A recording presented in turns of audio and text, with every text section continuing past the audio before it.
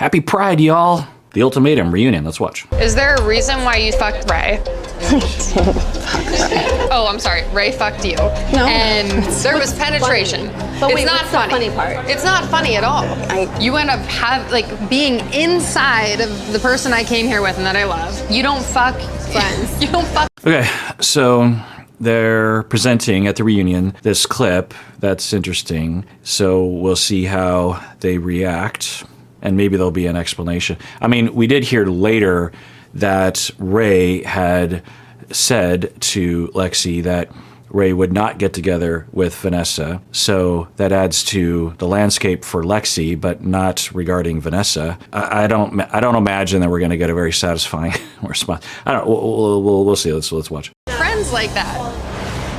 I can respect there was like a degree of vulgarity, and like in the moment I probably was fixated on the like, did they have sex? Did they just fool around? What does that mean? And also like for queer people in general, that's not a defined term. Like what you. Okay, yeah, regarding what the F word means precisely, sure. But that was good.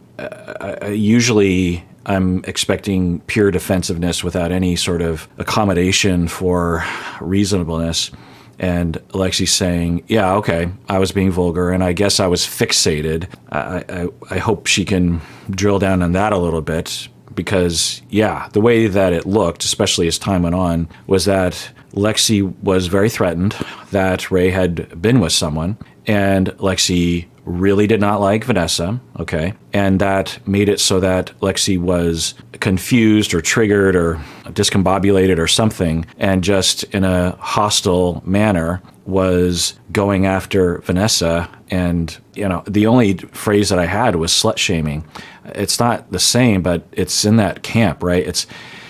More often you will see people do this when they're talking to a partner who has cheated on you or something. And the transgressed upon partner will say, you know, because we saw Ariana doing that. If you watch Vanderpump, Ariana was doing that to Tom. And in those situations, it's more understandable. We can debate as to whether or not that hostility is fair. Certainly anger is fair from people like Ariana and from people like Lexi. At the time, I didn't know Lexi was essentially cheated on by Ray, though, not by Vanessa. And so it's understandable. It's a common human impulse to, when you're hurt, when you're humiliated, to become hostile, to try to gain some sort of dominance, to win something, to you know, let him have it. And I think Lexi was discombobulated because of the circumstance and felt justified to go after Vanessa. So let's see what Lexi says. But Lexi seems to be indicating that. And so like intimacy in general for me in that sense, because we are queer and because sex is different, like I was like, really, you didn't have sex? Like she's doing this to this person. Like that's sex to me. So yeah, I apologize for the vulgarity of it. I have to have a different version of thought because we're all having different sex. I felt like the worst person in the. Okay, we're getting to Ray, which is good. And I hate interrupting Ray because Ray doesn't get a chance to talk, but obviously we'll let her talk in a second. But for Lexi, that was, you know, I don't know how to read that. And they edited it, I think. But it sounded like Lexi was at least more reasonable than previously, but there was a lot of things said, but I don't know what she means by it precisely. It still gets me worked up to feel like I hurt someone that I love. I came here to figure out if I wanted to be with her, and I made the process like 20 times harder on both of us.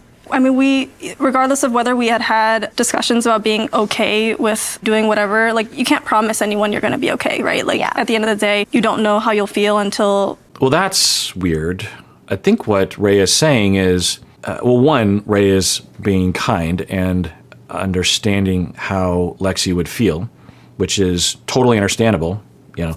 And I'm glad that Ray chimed in here because it really is about Ray and Lexi and has really very little to do with Vanessa. So that was good that Ray's like, yeah, I just feel really bad. I get choked up thinking about the hurt that Lexi was going through, especially now that they're still engaged. By the way, they went over that. That's the only couple that they've really talked about, that Lexi and Ray are still engaged.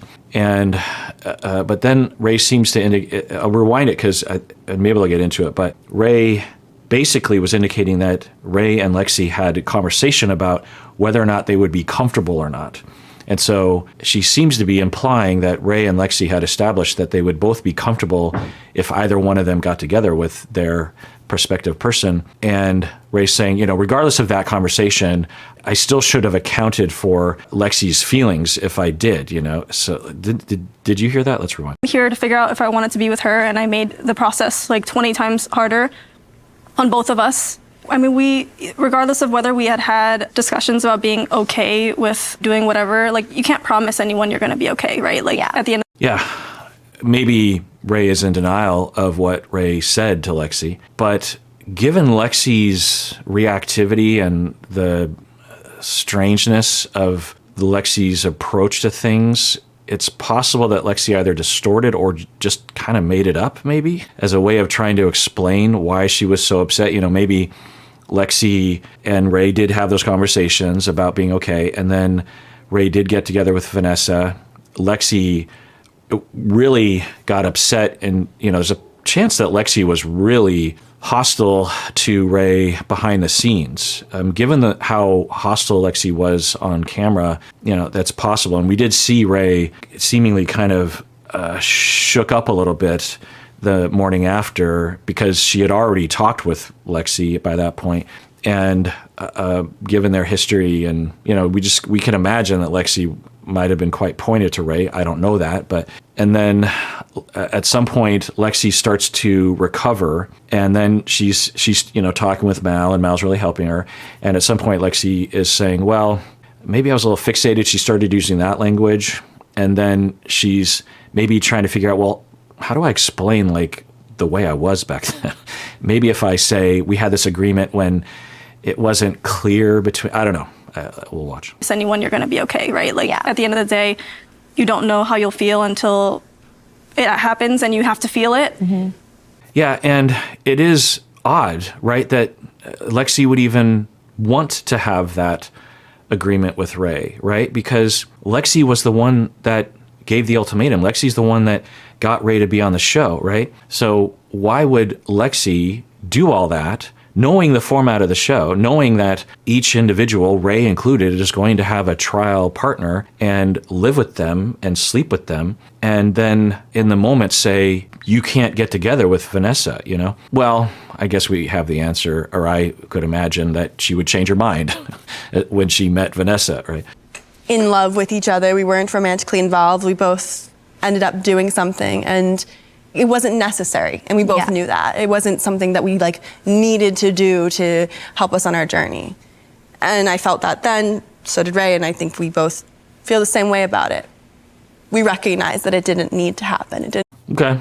Yeah, it's a diplomatic answer, and whether she intends it on being diplomatic or not. And I can imagine that she might not mean it to be diplomatic, because Vanessa strangely doesn't seem to have that kind of defensiveness that we've seen. I mean, who knows? But because I thought Vanessa would say, well, if you want me to chime in, Lexi was going after, why would you?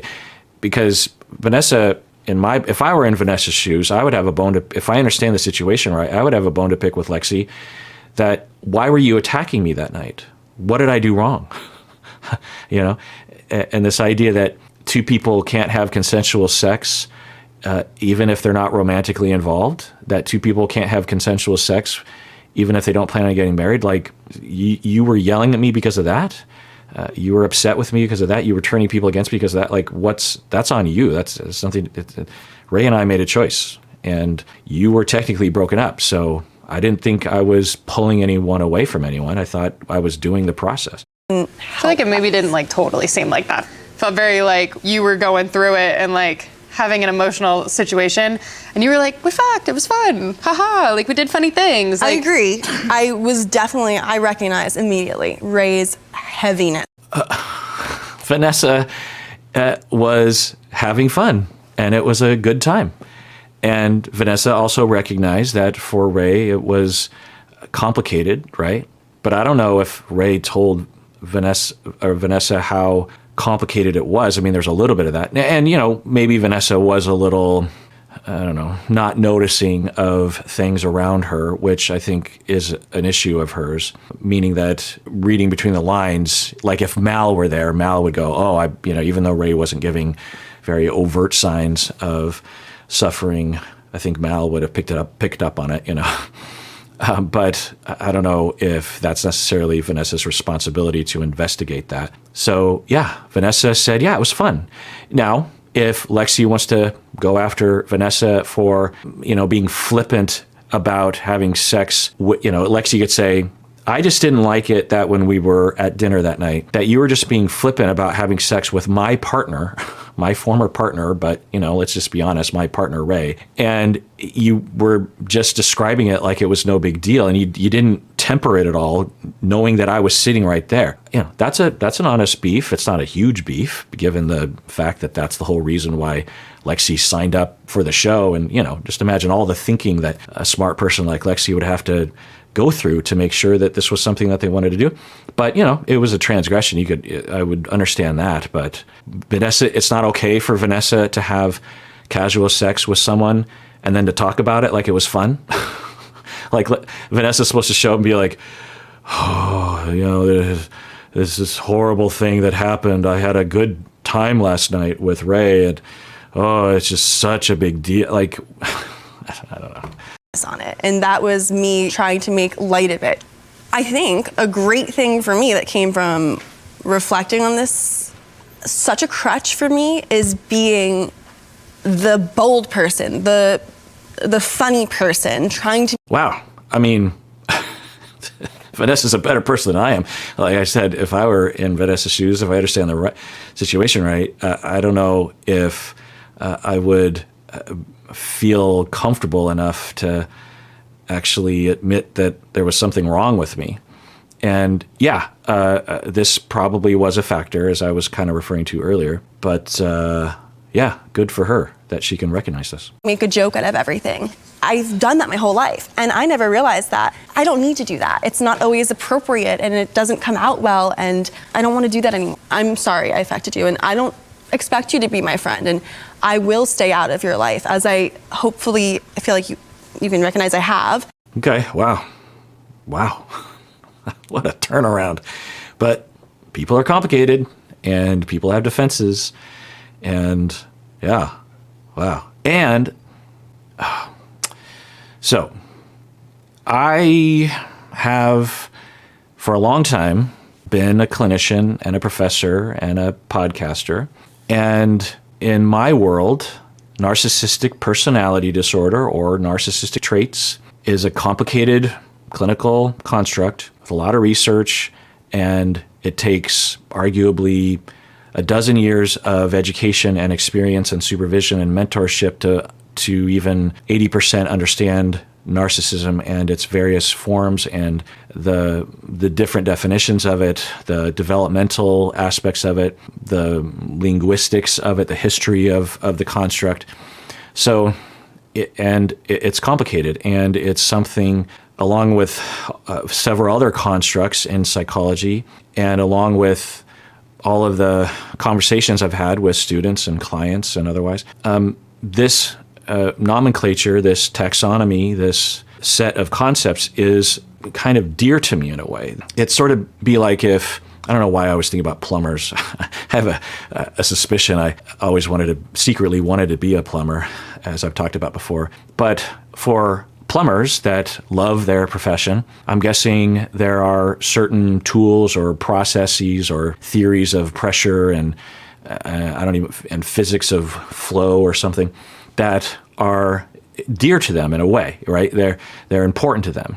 They are things that they use in their profession to solve problems that people have, right? And so when the internet started to become more aware of psychological terms and started to really butcher and misunderstand several of these terms, it is like to a plumber, someone just walking around their house or literally walking into someone else's house with various tools and just destroying things, thinking that they know what they're doing. And, there's various aspects of that. People abusing others with labels, people labeling public figures, and so on. And so it's emotionally upsetting. And I'm starting to kind of reckon with that today, actually, because I was talking about something. I was like, I feel like I have some emotional, like personal investment. I mean, I want to be defensive of these terms for science sake, and to, because another aspect of this is that 10 years ago, students came to me in my program with basically no knowledge of anything. And so I could start from scratch with these folks.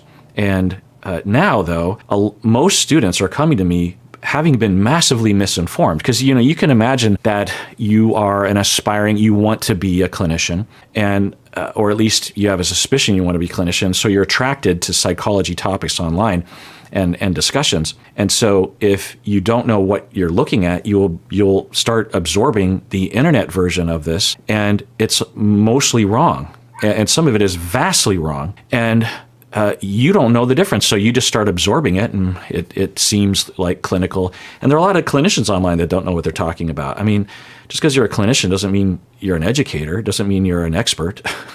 So I'll get students now, they don't start from scratch. I have to deprogram them. I have to convince them that what they know is wrong, and all that bullshit that they've internalized is wrong. And then once that's out of them and purged, then I can actually start to educate them, and it's frustrating.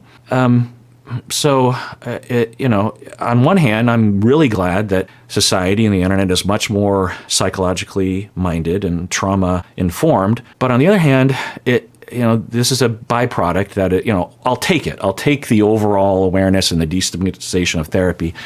This is a side effect, and I'll take it. I'll take the trade, but it's annoying. So when I see people applying labels like malignant or covert narcissism or whatever to people such as Vanessa, I am, it's complicated. On one hand, I'm like, okay, let's talk about it. On the other hand, it's bothersome. And because the other thing is just because you don't like someone doesn't mean they have a personality disorder. Also, if someone has a personality disorder, it doesn't mean that they're a hateful human being.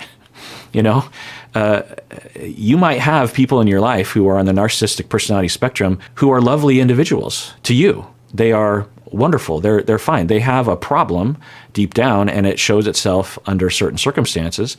But people won't like someone, which is fine, and they'll go, that person's self-centered, which is fine. But then they start, evoking all this clinical language, and I'm like, stop it. And I also want to be clear, some people will say, well, Kirk, you diagnose from afar, you use those labels. And I'm careful to word it if you really listen, and maybe I mess up because I make hours and hours of content every week, so God knows. But I'm pretty sure I will word it as such. I will say, what I'm seeing right now points me in a direction that if I were to assess this person properly, clinically, in my office, confidentiality-wise, meaning that it would be confidential, given what I've seen right now, would put blank narcissistic personality disorder at the top of the list of hypotheses that I would investigate. That's not diagnosing, right? I'm not even saying that if they came to me, I would even necessarily diagnose them with that, even if I saw more of that. I'm saying I would have that at the top of the list of hypotheses, of conceptualizations. That's a very different statement, right? So that's the only thing I can say. And even that is, I will couch it within the reality that it would be stupid and irresponsible and idiotic to think that a clinician who is an expert, knows what they're doing, would be able to even come close to a solid diagnosis for someone watching a reality TV show that's edited and they know they're being filmed. So it's I'm a staunch advocate for that. And at the same time, talking about these disorders, I think, can actually, or personality in general, has a utility in our society. A lot of people, will tell me that I've helped them, not by helping them diagnose people around them, but just by giving them a foundation in personality and development and trauma and schemas and human variation and, validation or whatever, to be able to conceptualize their lives better, or to motivate them to go to therapy themselves, right? Or to motivate them to get a degree in psychology. A lot of clinicians out there will tell me that I have furthered their understanding of things. So that there's a utility to it. there's no utility to the falsehood that I'd be able to diagnose. So when I see people just throwing around narcissistic personality, I've talked about it a lot before, but I just feel like embodying the anger that I feel about it. It's what is it? So another aspect of this that I worry about is because I start seeing more and more students coming to me having been brainwashed into these notions that these terms mean something else. It's not just misunderstanding a word, like I just have to help them understand the definition. The very foundation of the internet conversation around these things is false. It's wrong-headed. It's dangerous to think that just because someone is hurtful or seemingly self-centered, that you as an observer would be able to label someone in that way and pigeonhole them so that you can cancel them. And it just, everything is off about that. There is nothing wrong with having narcissistic personality disorder. There is something wrong with hurtful and immoral and harmful behavior, lying, cheating, harming, murder, stealing, abuse. Those are wrong things. To associate them with personality disorders is false. Is there an association? Sure. But plenty of people are abusive and cheat and lie and do immoral things that aren't on any personality disorder spectrum. So anyway, so what I worry about is that where are we going to be because the other thing is, not a lot of professors are expert on personality disorders. You can be, and some of you clinicians can attest to this, you can graduate with a master's or a doctorate in psychology and never come into contact or contact enough with any expert in personality that would be able to contextualize all this and really give someone a rich, deep understanding, particularly of something like personality disorders. So I'm worried that the bullshittery on the internet will infuse the general population. The general population will become clinicians, and those clinicians will spread the philosophy of ridiculousness, and it will eclipse 150 years of my profession of philosophical exploration and deep explorations into human nature that are complicated and are not easily listable on 8 criteria of a personality disorder. And then you have the clinicians, the experts, having been misinformed because of the bullshittery on the internet. And then they end up teaching and supervising and mentoring others. And then in 50 years, where are we going to be? Am I going to be some sort of lost science? Not me, but people like me. There's a lot of people like me. Are we going to lose? And so bring me back with Vanessa, would like to highlight that there's a possibility that at the top of my list, as I was somewhat alluding to earlier episodes, that if I were to evaluate Vanessa, that I might find and conceptualize her as being somewhere on the narcissistic personality spectrum. I think I said, even if I said that earlier in the season, I would never have said that she was severe, because severe people are very noticeable and would have a train wreck of a life. So with someone that's moderate or mild, it's like, well, maybe. And so I did have that as a hypothesis. I still don't know, but it is still possible. It's just possible. And that conceptualization can still be a solid conceptualization, or at least an hypothesis, given what we're seeing now. And those people on the narcissistic personality spectrum, can take responsibility, they can have empathy, they just have impaired empathy if they are defensive. And that's the whole point of a personality disorder. It's both a distortion of perception and also a defense when one feels threatened. Someone with borderline personality disorder isn't constantly walking around with the symptoms. They will exhibit those symptoms when they sense abandonment or when they see signs of it, right? That's when all those symptoms come forward.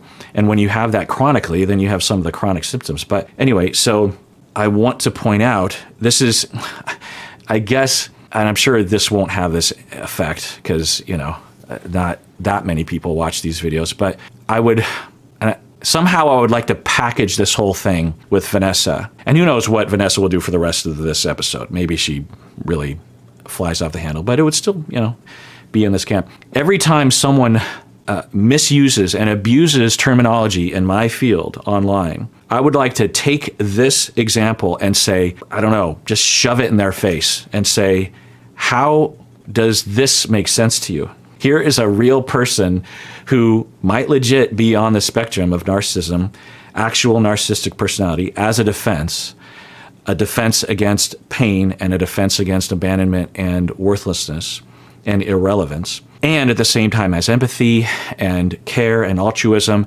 maybe more care and altruism than anyone else there. And none of the other ones are on that spectrum, okay? I just like to be like, take that. And you labeled her earlier on in the season, and now when you see this, you'd be like, well, she doesn't, oh, she's clearly not, no, she still might be. That's the point. That's what narcissistic personality is. It's not what you think it is. It is possibly this. A good person. Or people will say, oh, she's just tricking. She's just lying. It's just performative, all this stuff. In fact, I bet you anything someone's going to say it. So let's watch. And I hope you can, don't forget about me, I guess. No, totally forgotten. I mean, listen, like, all good. We're living our life and you're not in it. And that's that. Here we are. Like, that's all there is to say, really. Yeah. What do the rest of you think?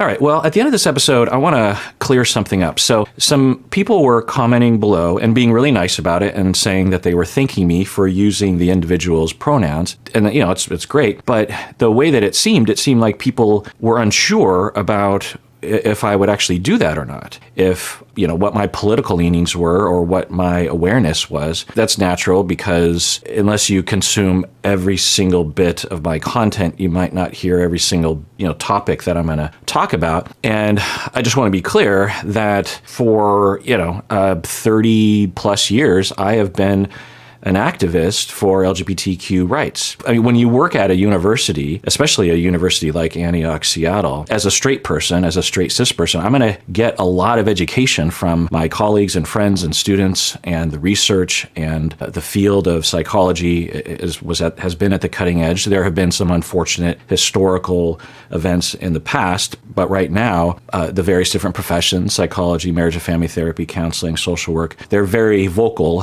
about the rights of humans, regardless of sexual orientation or gender. So I just want to be clear, and I feel like I have dropped the ball a little bit, that I haven't been out front with that, and that's my fault. I have talked about it some in my audio podcast, so there's that, and maybe some live streams or something. But the other thing I want to say is that when I first started watching the show, I thought that they would give us pronouns, and they never did. And I kept waiting for it. I kept waiting for them to talk about it. So first, when I was, I just turn on the show and I just start watching. And so as I was watching, I was trying to pick up the people around, especially their partners, the pronouns that they would use for their partners, because I would figure that the partners would use the pronouns that the individual preferred. So I was trying to pay attention to that, but not taking note of it, just figuring I'll notice when I notice it. And then eventually I thought, well, I should, and then as that was happening, I was just avoiding using any pronouns because I didn't know. I was also listening to the other cast members refer to that individual, and I suppose I shouldn't have done that because I later was realizing that even the cast members themselves were misgendering people. So I looked up their Instagram accounts. It took a while, 10 people, and I'm not a very good search person for that sort of thing, but I eventually found at least what looked to be those individuals, and I was like, okay, well, and they all list their pronouns, and so I, made note of that. And then, I just proceeded by continuing to react to the show. This was, weeks ago when I did this. And so with some of the folks, they used she, they pronouns. And so I use them interchangeably because if I knew them, so there are two different types of people that I know in my life that use she, they. For some people, they literally prefer both. And so that's what, and they don't care which one you use. They might even prefer that you use both occasionally. But most of the time, the people who say she, they, this is just anecdotal, they are wanting to be they, but they don't want to bother people. So they'll say, if you want, go ahead and call me she. So if I knew them, the cast members, I would, or maybe it's online, I don't know, but I would have asked them.